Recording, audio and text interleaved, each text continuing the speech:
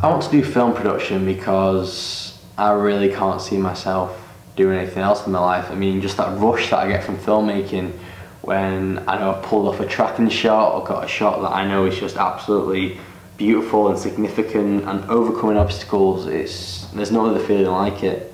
And I'm just absolutely fascinated by the actor's role within a film, how slight directorial changes in the film can just affect the audience so much. I mean, I've probably experienced more emotions in a single film than I will in a single day.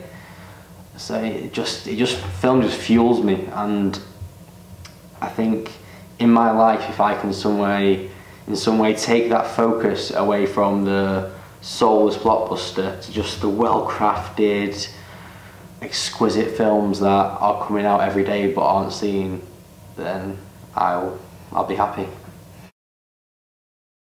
I think my strongest attributes are probably my creativity and my artistic flair. I mean, I'm always thinking of new ideas, getting influenced by everything I see, everything I read.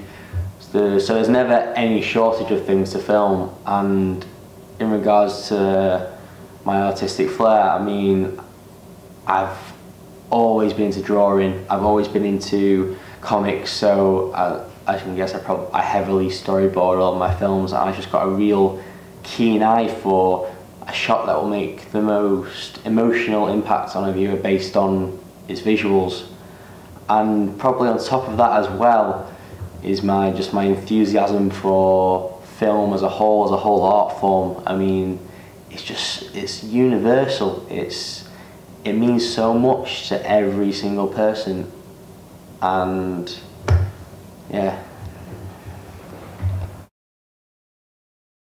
My biggest inspirations are, I'm ashamed to say, mostly modern directors. So I love Wes Anderson because, like I've said, I love visuals in the film, and all of his shots, they're almost like paintings, and they're like symmetrical, but on top of that as well, there's a real emotional depth to his film and the quirkiness, which I really enjoy.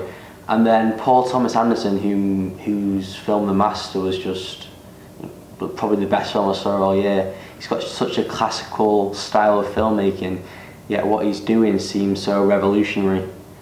And then on top of that, I think Ben Wheatley is just absolutely the most interesting director of the moment. Kill List was just an absolute gut punch of a film, and I've not been left so traumatized by a film as I was in Kill List.